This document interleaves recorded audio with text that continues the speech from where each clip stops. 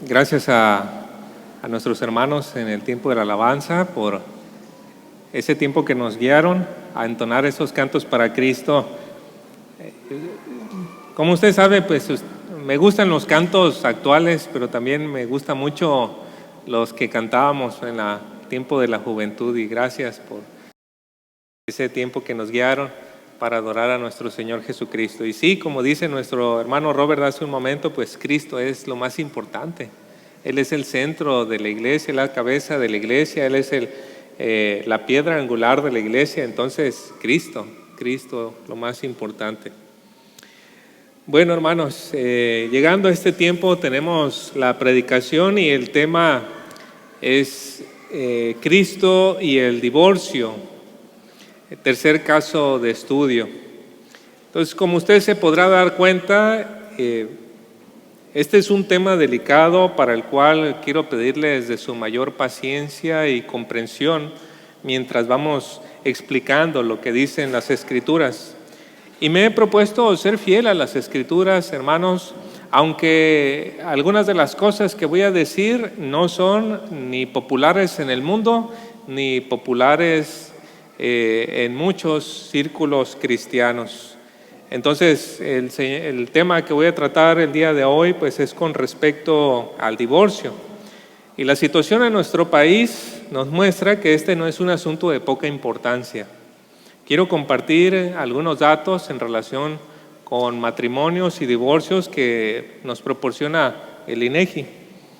Dice, voy a mencionar 5 datos. Uno de ellos es que en el 2022 la edad promedio al casarse es de 34 años para los hombres y 31 para las mujeres. Otro dato es que en el 2022, de los hombres que contraen matrimonio, el 95% de ellos trabaja, y en el caso de las mujeres es el 54%.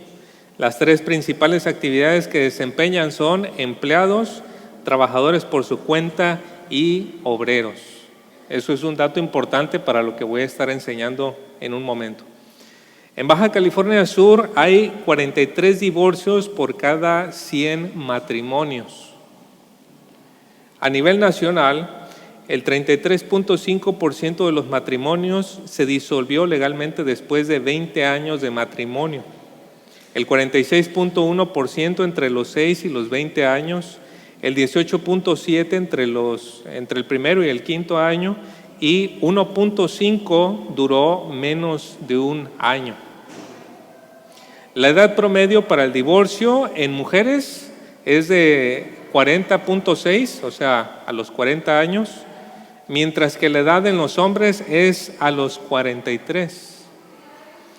Ahora, los números son fríos, ¿no, hermanos? Los podemos leer en una manera simple, sencilla, pero las situaciones, las historias que están detrás de cada número son desgarradoras.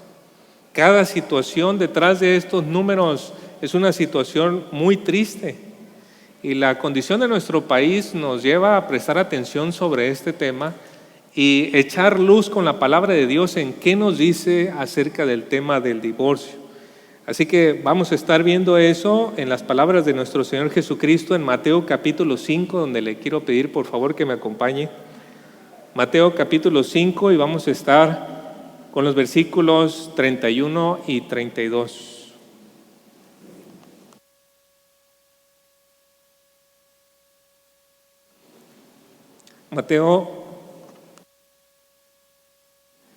Mateo capítulo 5, versículos 31 y 32. Cuando lo encuentre, por favor, si me puede acompañar poniéndose de pie. Mientras doy lectura, si me hace el favor de seguirme con su vista. Dice la palabra de nuestro Dios: también fue dicho, cualquiera que repudie a su mujer, dele carta de divorcio. Pero yo os digo que el que repudia a su mujer, a no ser por causa de fornicación, hace que ella adultere, y el que se casa con la repudiada comete adulterio. Vamos a orar, hermanos. Una vez más, nuestro Padre Celestial, Damos gracias por esta reunión que podemos tener. Y mientras estamos buscando su rostro, le pedimos que por favor nos hable. Use a este siervo, Señor, para comunicar con fidelidad su palabra. Úsenos, Señor, y obre en nosotros por medio de su Espíritu para poder escuchar, pero escuchar en una manera que caiga la buena semilla en buena tierra en nuestro corazón. Ayúdenos, Señor, por favor, y llévenos a través de este pasaje de las Escrituras a un compromiso, una exaltación, a poner el matrimonio en el lugar que corresponde. Y también, Señor, ayúdenos para que podamos entender bien estas cosas que nos enseña Cristo. Por favor, Señor, ayúdenos en esta hora, le pedimos en el nombre de Cristo Jesús. Amén. Pueden tomar su lugar. Gracias. Nos encontramos aquí en la sección mayor del Sermón del Monte y es la sección que trata con la vida recta que Dios requiere. Gracias, Dani.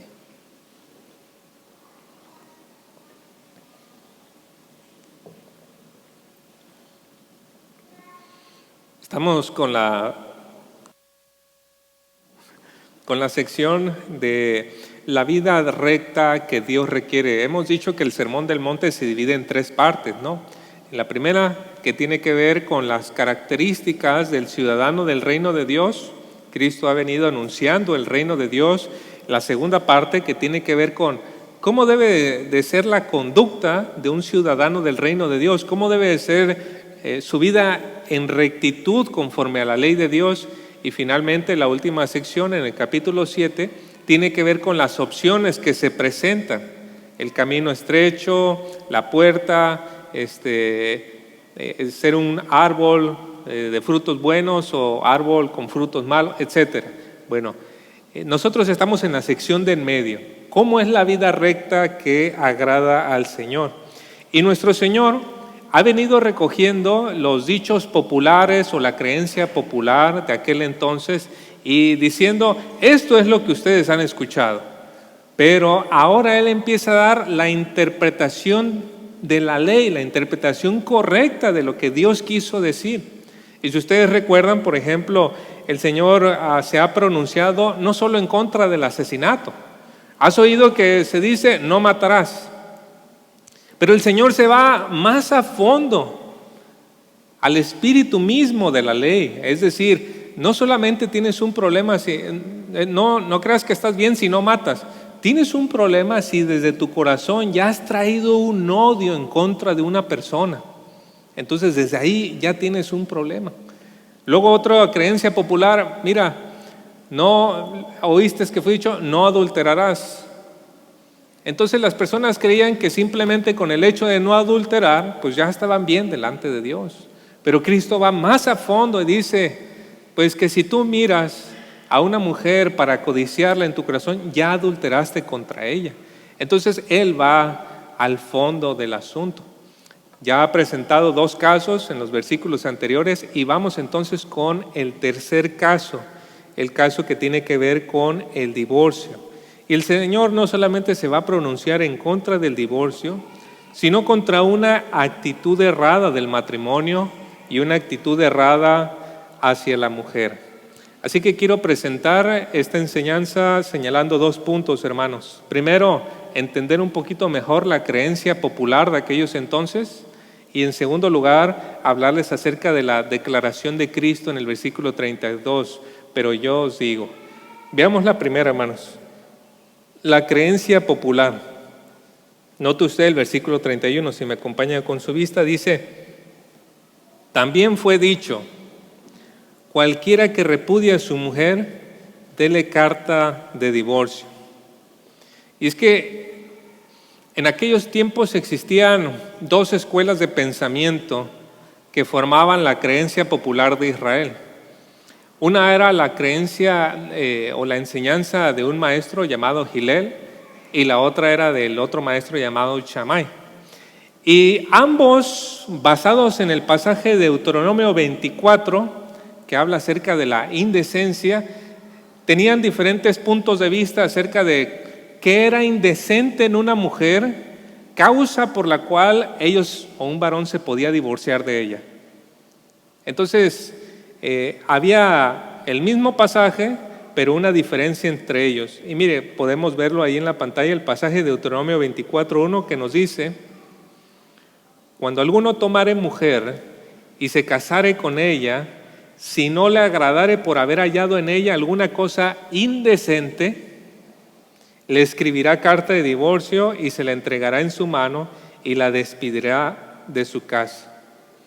Para Gilel, la palabra indecente era muy amplia y podía incluir que si su esposa no se le quemaba la comida regularmente, usted ya le podía decir: gracias, ¿no? Vaya de aquí. ¿Cuántas hermanas, verdad? No levante la mano. Pero esa era la creencia o la enseñanza de Gilel. Y estaba la de Shammai. Shammai era más estricto y decía que indecente se refería solamente a adulterio, a pecado, a inmoralidad sexual. Entonces, si el hombre encontraba que su esposa estaba con otro hombre, pues entonces era una causa para el divorcio. Ahora le pregunto a ustedes, ¿cuál creen que era la enseñanza que la mayoría de los hombres habían adoptado? ¿La de Gilel, que era un poquito más liberal, o la de Shammai, que era un poquito más rígida? Pues la de Gilel, al hombre, ¿verdad? Le convenía: no, es que mi esposa ya se le quema la comida, entonces no, voy a buscar otra. Esa era la creencia más popular, que pues si había alguna indecencia y el catálogo era muy amplio, el hombre podía decirle: ya, hasta aquí terminó nuestro compromiso. Y había rivalidad entre esas dos escuelas de pensamiento, la de Shammai y la de Gilel. Y ellos ponían en la mesa la pregunta: ¿por qué causa me puedo divorciar? ¿Qué es una razón válida para divorciarme? Esa era la pregunta que estaba sobre la mesa en aquellos tiempos. Así pues, ese era el punto candente, y cuando quisieron agarrar al Señor, ponerlo en una situación incómoda, le hicieron precisamente esa pregunta. En Mateo 19:3 nos dice: y se acercaron a él algunos fariseos para probarle, note la intención, diciendo: ¿es lícito a un hombre divorciarse de su mujer por cualquier motivo? Note usted ahí la cuestión, ¿no? Por cualquier motivo. Y por si fuese poco, en que estos fariseos estaban buscando, danos razones, ellos creían que cuando se presentaban los motivos, el hombre no solamente tenía el permiso, sino la obligación de entonces divorciarse de su esposa. Y lo podemos ver unos versículos más adelante, Mateo 19:7. Dice: ellos le dijeron: entonces, ¿por qué mandó Moisés darle carta de divorcio y repudiarla? Noten ustedes ya la actitud de estos hombres, no solo buscando motivos, pero una vez que se presente el motivo, bueno, Dios dice que adiós, ¿no? No estaba en su vocabulario la palabra perdón, restauración, no, ellos creían que tenían que hacerlo. ¿Y a esto qué contestó nuestro Señor? El versículo 8, Mateo 19:8. Él les dijo: por la dureza de vuestro corazón, Moisés, y no dice mandó, dice os permitió divorciaros de vuestras mujeres, pero no ha sido así desde el principio. Es interesante, hermanos, observar en este pasaje y otros que el tema del divorcio solamente se da por parte de iniciativa del varón, no de la mujer. Lo puede notar usted en las escrituras. No se dice si la mujer se quiere divorciar, no, es el varón. Y es que había dos entendidos en cuanto al varón en la creencia popular.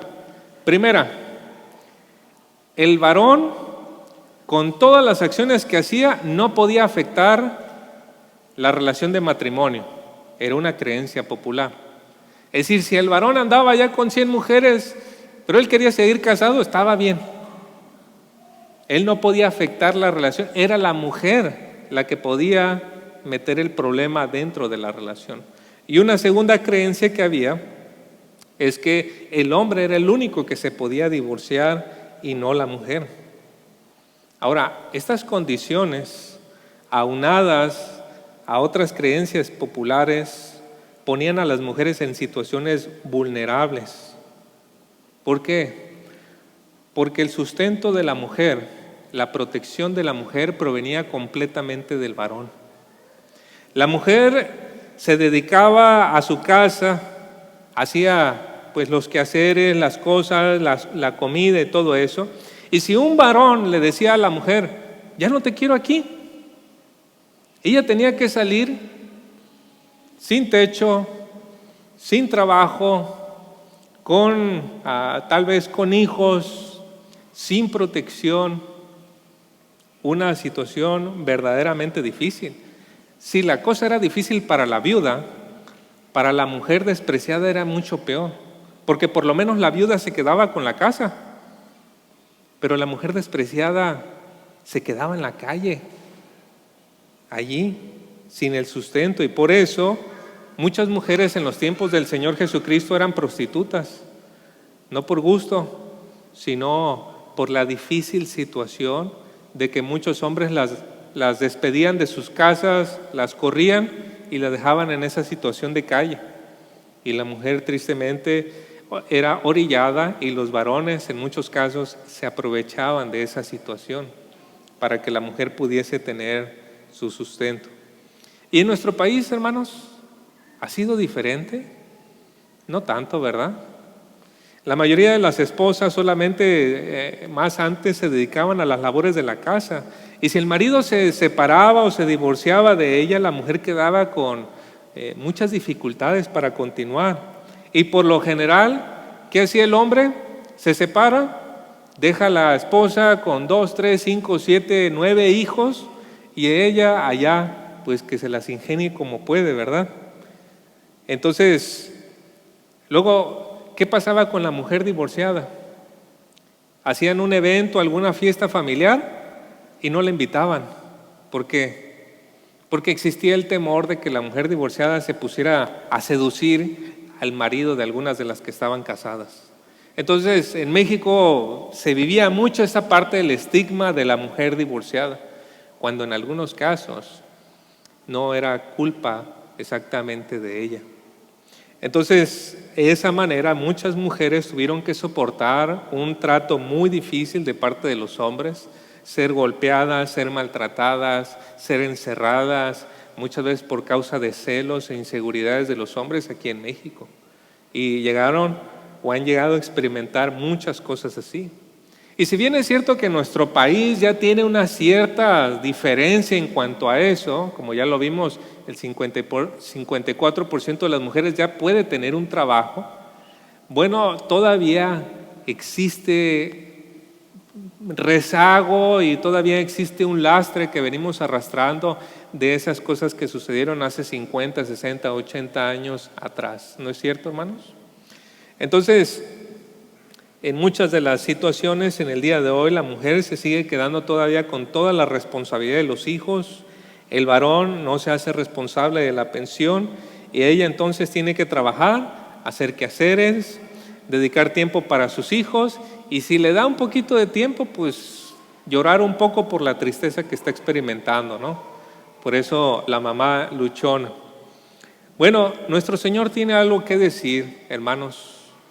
Tuvo algo que decir en aquel tiempo y ciertamente tiene algo que decir en el tiempo presente de esa situación. Ahí pues encontramos en el versículo 32 la declaración de Cristo. Dice en el versículo 32, pero yo os digo, muy importante, es la autoridad de Cristo, el Hijo de Dios, pero yo os digo que el que repudia a su mujer, a no ser por causa de fornicación, hace que ella adultere, y el que se casa con la repudiada comete adulterio. Ahora, este versículo ha sido tema de acalorado debate, hermanos. En mi experiencia entre el círculo conservador he encontrado dos interpretaciones acerca de este versículo, entre lo que comúnmente podemos decir un cristianismo serio. La primera es que Cristo está enseñando en este versículo que no existe ninguna causa de divorcio. excepto que la que ahora es esposa, previo al matrimonio, en el tiempo que nosotros podríamos decir compromiso, ella haya tenido relaciones con otra persona. Y se da como ejemplo la vida de José, el esposo de María, ¿no?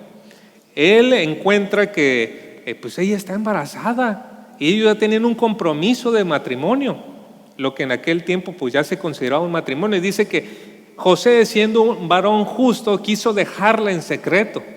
Y ahí es donde se toman y dicen, mira, ¿lo notas?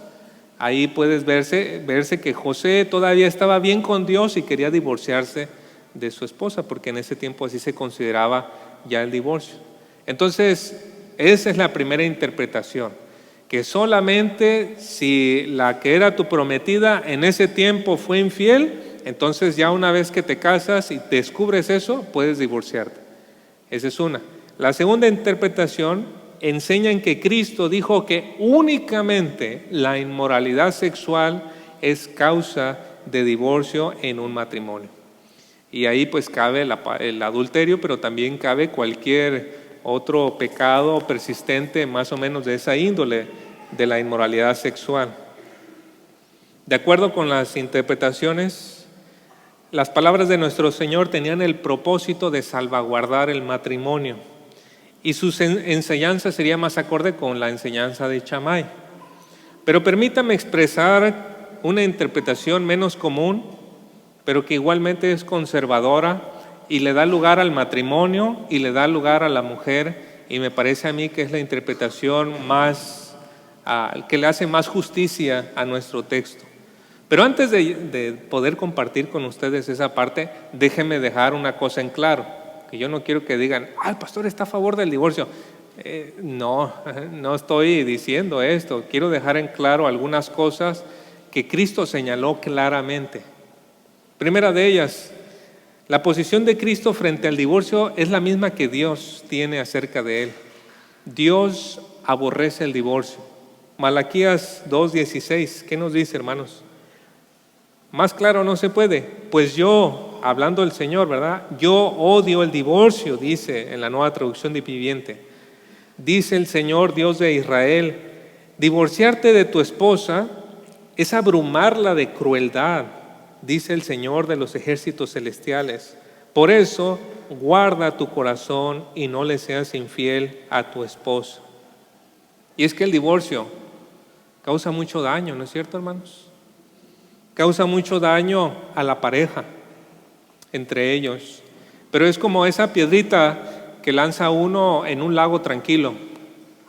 Primero, pues sale pues agua, ¿no? Salpicando, pero después empiezan ondas a expandirse. Y es que no solamente la pareja se daña, luego están los hijos, reciben un daño increíble, y luego están los papás, y luego están los amigos, luego están los conocidos, la iglesia, los vecinos, y todos se ven afectados por causa del divorcio. Daña terriblemente el tejido social. Dios aborrece el divorcio porque distorsiona la imagen que hay acerca de lo que debe de ser un matrimonio bíblico, la sagrada unión entre un hombre y una mujer. Y es que, ¿por qué hizo Dios el matrimonio? Efesios capítulo 5 lo hizo para hablar acerca de la relación entre Cristo y la iglesia. Dios tenía un propósito glorioso con el matrimonio en la manera en que Él lo hizo. Otra cosa que podemos señalar, hermanos, es que la posición de Cristo frente al matrimonio es que debe ser entre un hombre y una mujer hasta la muerte.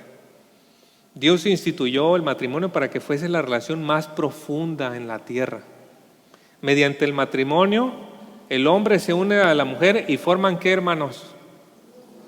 Una sola carne, se vuelven una familia cuando ellos dos se unen, y esta relación es una relación muy, muy profunda. Nuestro Señor dejó en claro que el matrimonio debe durar hasta la muerte. Mateo 19, del 4 al 6 dice: y respondiendo él, dijo: ¿no habéis leído que aquel que los creó desde el principio los hizo varón y hembra. Y añadió, por esta razón el hombre dejará a su padre y a su madre y se unirá a su mujer y los dos serán una sola carne. Por consiguiente, ya no son dos, sino una sola carne. Por tanto, lo que Dios ha unido, ningún hombre lo separe. Es claro, hermanos, que la visión en que Dios tenía el matrimonio era una visión elevada. Los discípulos lo entendieron, y lo entendieron tan bien que un poquito más adelante, ¿qué le dijeron los discípulos? Mateo 19:10. Entonces los discípulos le dijeron, si así es la relación del hombre con su mujer, ¿qué dice? No conviene casarse. Cuando nosotros estábamos tomando las clases prematrimoniales ahí en Tonalá para poder casarnos, Flor y yo, éramos yo creo unas 40 parejas quizá. Y en la primera clase teníamos que tomar 2 clases. El joven pues estaba explicando la parte legal, muchas cuestiones de cómo debe de ser la dinámica del matrimonio y todo. Y por ahí se veía un señor como de 50 años con una señora también más o menos de la edad, medio incómodos así en la silla. Y ya para la segunda clase el señor no se aguantó y levanta la mano y dice, oiga, ¿y qué se necesita para divorciarse? No, todos soltamos la risa, dijimos, este señor todavía no se casa y ya está pensando en divorciarse. Y el señor dijo, bueno, si es un procedimiento así muy respetuoso el que estaba adelante, ¿no? Y ya voltea con la señora que estaba, ya ves, ¿para qué andamos haciendo todo esto? Nos vamos a andar divorciando, y luego bien difícil, no, vámonos mejor.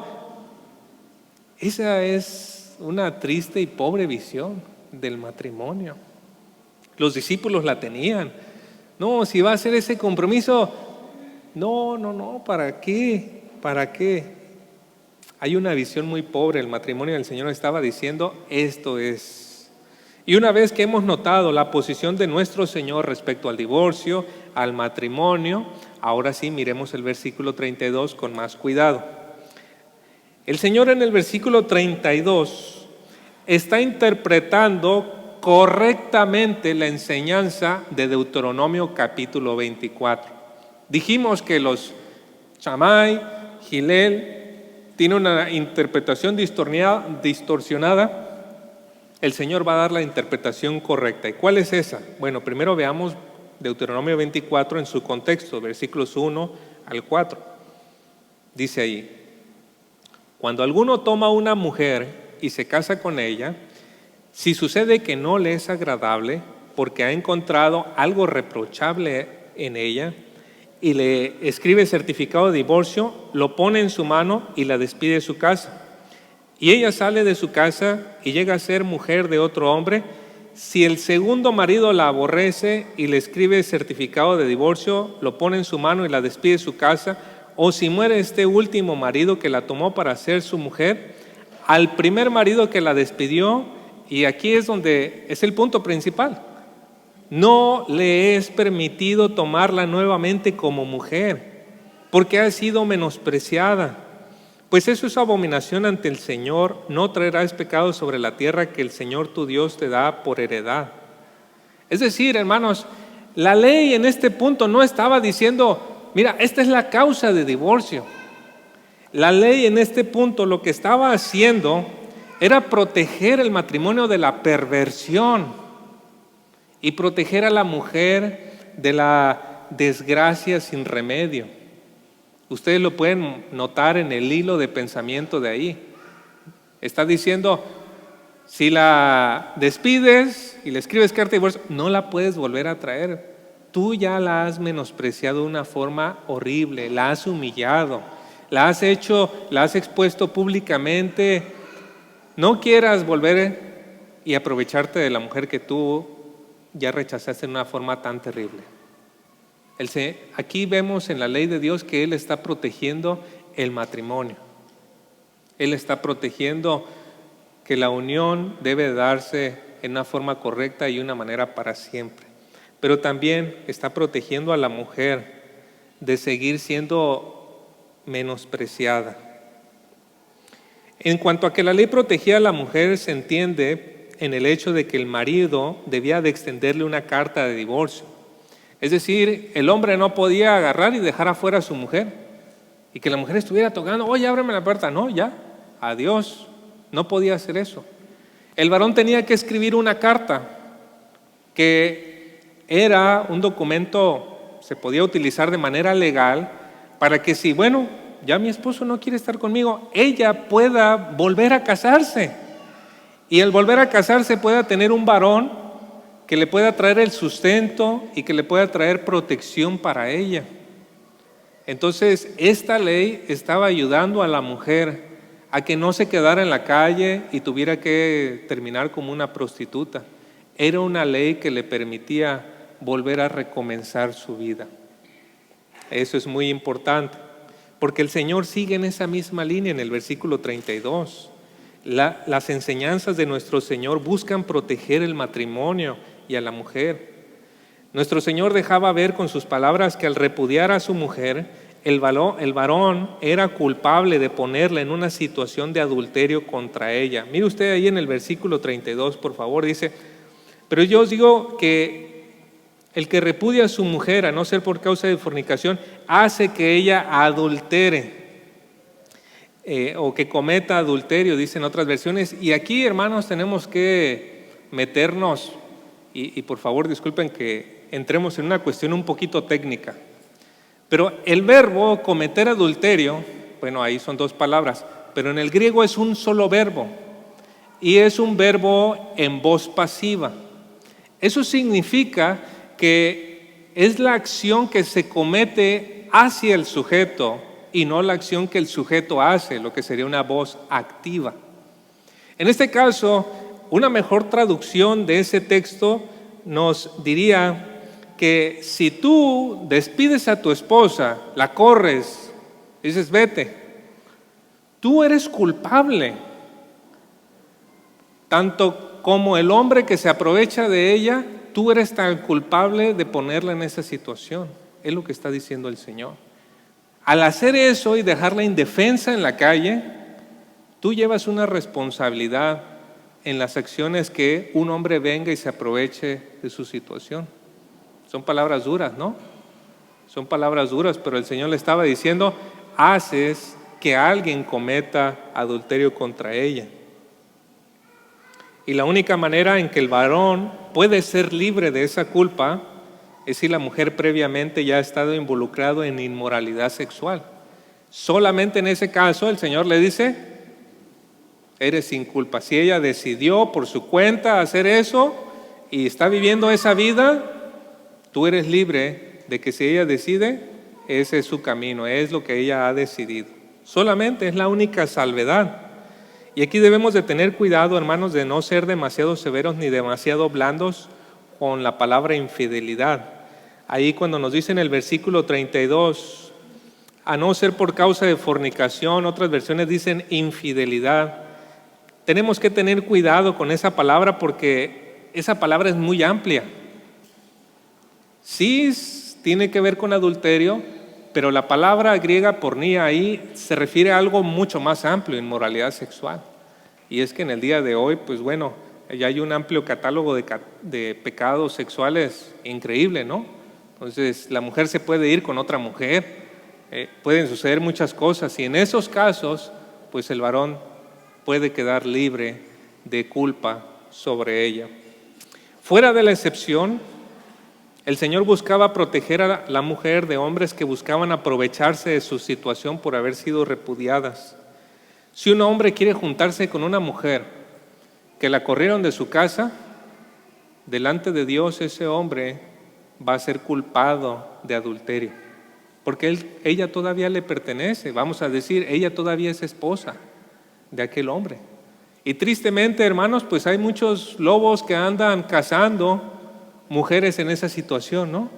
Tristemente hay muchos hombres que, mira, esa mujer la está dejando su esposo, tiene a sus 2 niños, y es fácil entonces empezar como a tratar de seducirla para obtener algún provecho sexual. El Señor dice: no quedarás libre de eso. No quedarás libre de eso, es pecado de adulterio. Entonces, ahí está el Señor protegiendo. Ahora bien, todo este asunto del matrimonio, el divorcio, lo hemos venido tratando desde el trasfondo de Israel, ¿no? ¿Qué hay en nuestro caso con las mujeres que en el día de hoy tienen el derecho de divorciarse? ¿Qué hay en el caso cuando son las mujeres que pueden correr a los hombres de su casa, verdad? ¿Qué hay ahí, pastor? Estamos hablando del hombre que corre, pero ¿qué hay ahora, no? Con las mujeres que pueden llevar a cabo el divorcio. ¿Se aplica lo mismo para los hombres? Pues no. No, pastor, no es justo. No aplica lo mismo. Porque el hombre lo corren de su casa y adivine qué.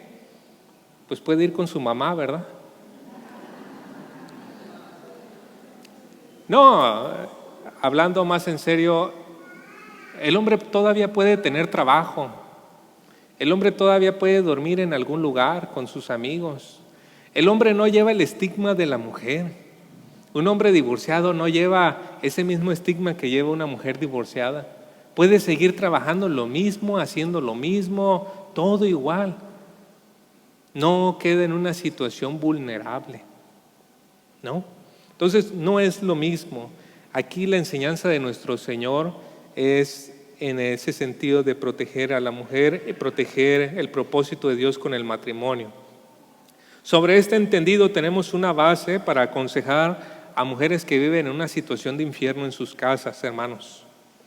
¿Qué puede hacer, por ejemplo, una mujer que ha sido golpeada de una manera terrible y brutal?